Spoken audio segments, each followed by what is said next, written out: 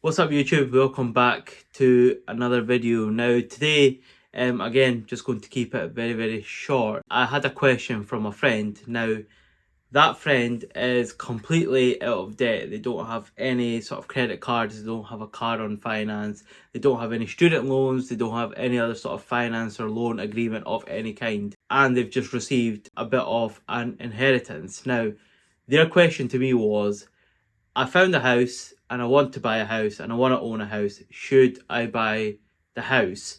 Or what I'm being told is, if I invest this into stocks and shares, I get a better rate of return on my money. Now, essentially, what he's saying is, these are his options. He goes and buys a house outright and he owns it, the money's gone, he's bought the asset, job done.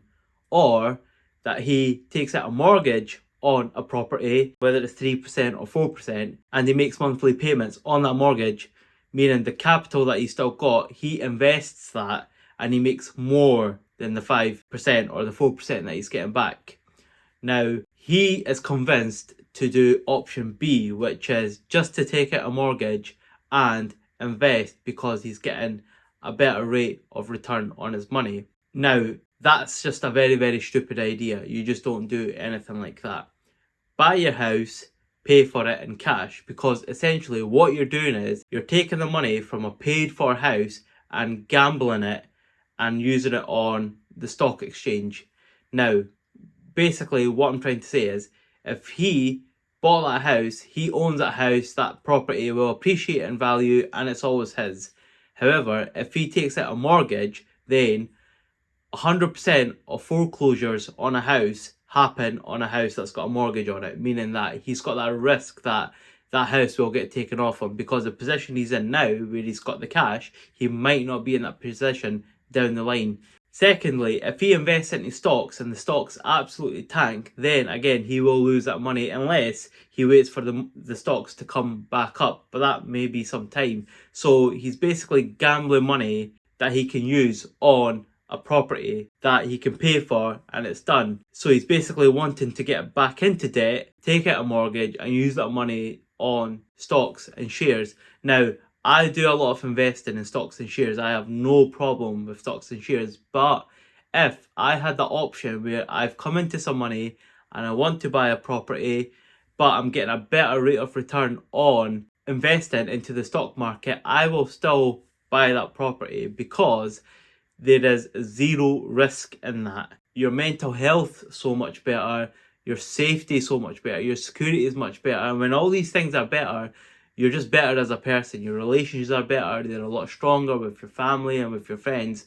Your house is paid off for, and there's studies that have been done in the world where no millionaire has ever said that, you know how I became a millionaire? I took the money from my house, my paid off house, and put that into the stock exchange and I made a lot of money from that. That has never ever happened.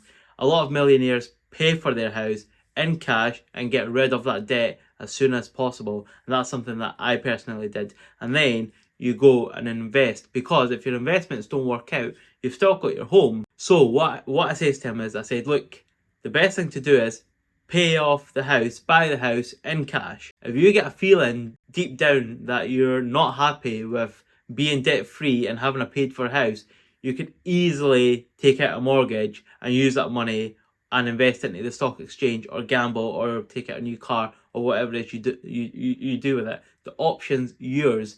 It's just like losing weight. Just say you're like, you know what, I want to actually lose 20 kilograms by the end of the year.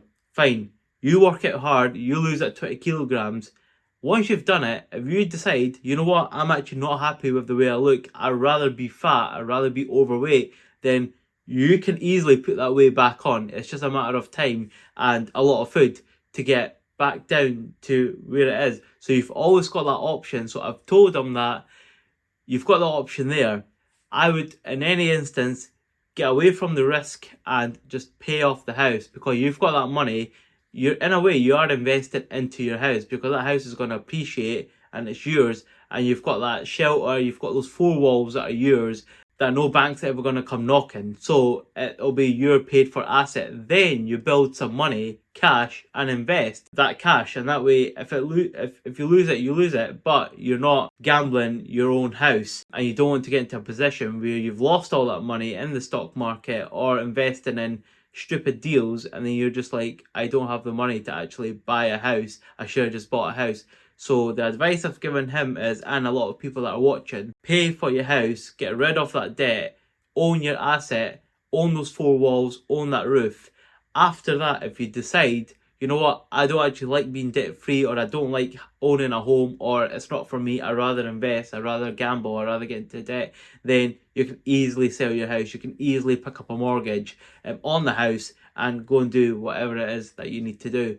So that was just a quick video because I had that discussion with him, and I thought, you know what, I'll share it with the folks on YouTube so they have a better understanding. So if you do come into a bit of money and you're trying to chase the spread, as it were, so you're thinking that rather than paying cash for a house, I'll just take out a mortgage for 4%, 5%, and I'll go and make 10% or 11% elsewhere. For that 5% is not worth the risk, especially if you take sort of taxes into account. It sort of boils it down to sort of 2 or 3% that you're actually making, which isn't life changing at all.